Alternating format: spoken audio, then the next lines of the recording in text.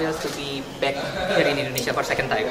It is always special to be back in Indonesia because of all the love we get it from the show, from the people around us. It's so beautiful, and this time I have all the more reasons to come back here because my film is releasing, and it is releasing in Indonesia also. It's called Falsafa. It's releasing here. It's an Indian film.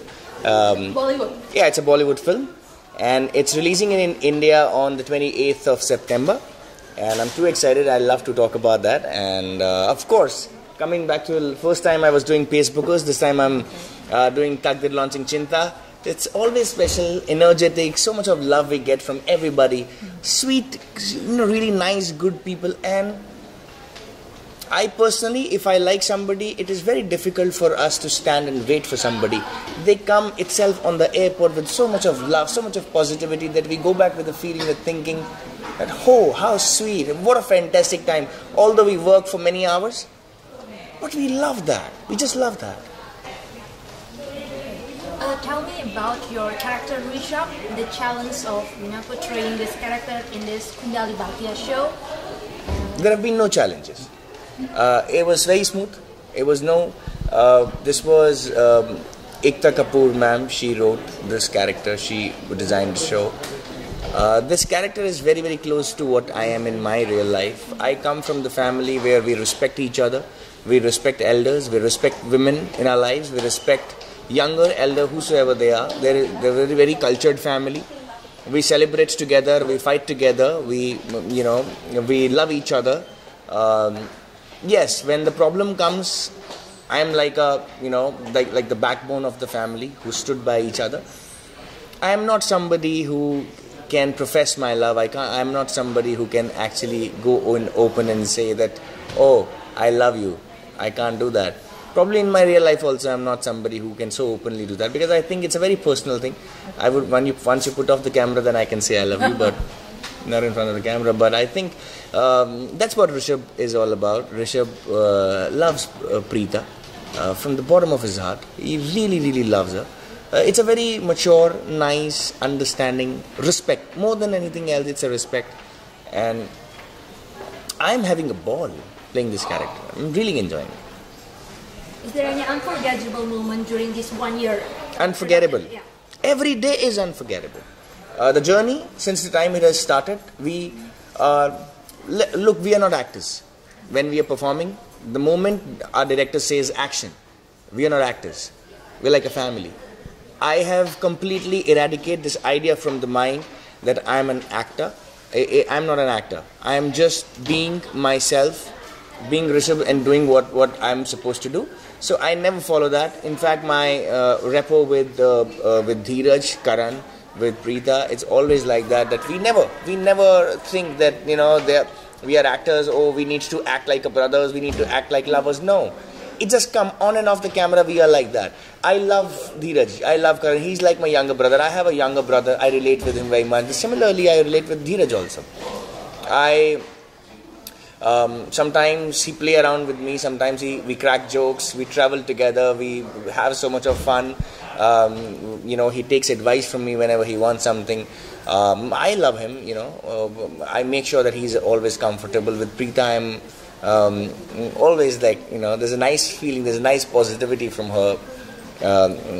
Sometimes we have lunch together. Sometimes we eat on set together. We joke together. We speak a lot about life, about a lot of things. We talk about that. So it's always special to to share a bond with all of them. So that actually makes us have an unforgettable time. Okay, Manit, so do you mind to tell a better story about your journey, your career journey for Indonesian fans? How did you start this industry? This industry? Yeah. Oh, this has been an extremely fruitful experience. I always wanted to become an actor, rather an actor who I wanted to train myself in acting. It's not that I just wanted to get in or try my luck. No, I never thought of any second option when I entered here. I always thought of that I wanted to do something what I wanted to do. If you actually wake me up in the middle of the night and say, hey, let's act, I would never say, hey, why didn't you wake me up? Let's act. I would say, let's act. I love my job. We work very, very hard. Sometimes we work 18 hours. Last 1.5 months have been extremely tiring for us. I have not slept more than 3 hours in a day. Last 1.5 hours, you can see my eyes a little swollen, but I love my job. We have a great time, and that's what I wanted to do. I never wanted to treat my work like a work. I always wanted to live my work, and that's what I'm doing. I'm very happy. Very early in my life, I realized that unless you know your job really well, there's no point getting into this business, because it's a very competitive world. It's a very difficult world. Everyone is there with the 100% training, 100% commitment. If you have an 100% commitment, only then you should get into this field. And I trained myself. I took out time. I didn't do anything. Although I was getting a lot of work, modeling assignments, and in 2008, I got the Glad Rags Manhunt 2008. I won the best photogenic there. Then on, a lot of modeling work, and it's very difficult to say no to good work when people are offering you money. But I stood by my guts. I told myself, no, I wanted to do something more meaningful. I wanted to learn acting, so I went to a acting school. I learned acting. Then I did some ZTV's first show. Can we have silence here, please? Please, 2 minutes. I did my first show, Bara Bara Chaubis Karol Bagh, with ZTV. Then I did my first film with Yash Raj Films, which is one of the biggest production houses in India. Yash Raj Films. I did a film with them called Band Baja Barat. Then I did one film with Mr. Bijoy Nambiar, who's a very good director in India. His name is Bijoy Nambiar. I did a film called Rush. Then I did an international film for a German filmmaker called Michael Karen. There was The Girl with the Indian Emerald. I finished that film. And then I did one film for Rajesh Subramaniam called Tash. Then I again came back to TV. I did a TV show called Melalui Joura. Then after that, I did that show for 1.5 years, and I again did a show for Star Plus called Khamush. And a lot of work I've done. So it was extremely. More than that, a little more than that, 13 years. I did a plays also. So whenever I get tired of shooting, listening, action and all of that, I ride a motorcycle. So I last rode in July. I rode in US from LA to all the way back to LA. It was a round trip. Is it together with a club?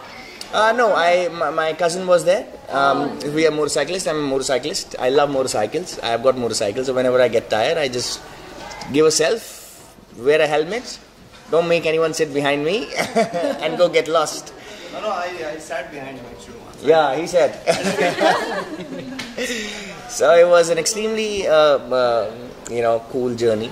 I did LA, San Francisco, Yosemite National Park, Colorado Springs, Las Vegas, San Diego, back home, LA, and fly back to Mumbai.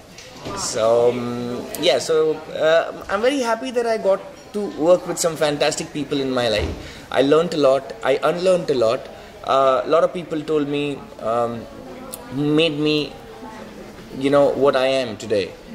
It's because of those experiences I've had with them. They gave me some wonderful experiences. They made me a better human being. More than anything else, I'm very happy that now I can look back and say that I'm 100% better human being than what I was. That's more important for me. Instead motorcycling, is there any activity or anything that you like to do in your spare time? It's only motorcycling. I mean, I like to read. I read a lot. I watch a lot of movies. I've got a small mini theater in my home, which I made it myself, which I've been trying to make it for a very long time, but I made it now. Whenever I find time, which is very hard to find, but I watch a film. I like to ride basically because I'm a very outdoor person. I like activities. I'm adventurous. But I'm trying, whenever I find time, like about 3 months or 4 months if I want to go back to US and have my pilot license so that I can fly around, yes. So you studied pilot before? No, I didn't study at all, but now I kind of developed the taste for it. So I want to just go back to San Diego and take some pilot lessons. Okay, can you share about your fitness mantra? There is no fitness mantra. Just everyone has their own body types. Everyone has their own eating patterns. What suits to me doesn't suit to you. What suits to you doesn't suit to me. I don't eat at night. This is one thing what works for me. I don't want to preach people because everyone is in their own way taking care of their health. But only thing I want to say is whatever you want to do in your life starts from this body. And if you're not keeping this body fit, then there's no point living the life. This is an instrument, a very, very important instrument. More than that, for me, fitness doesn't mean only to have six-pack abs and running about 9 kilometers and do that. No, it has to be a right synchronization between your mind and your body. And if you do that, you have the best fitness in the world. This is the best. This is the best weapon. This is the best tool anyone can ever get. You know. So I just want to say that it's a beautiful piece of machine. You know, utilize it in the best possible way, and you will be so happy. You will be surprised to see that so much of this body and mind is capable of doing it.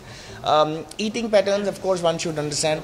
No matter what you do, my basic thing is I don't want my body and my mind to be a block in the activities I want to do. Supposedly, if I want to ride about 5,000 kilometers, I don't want my body to give up.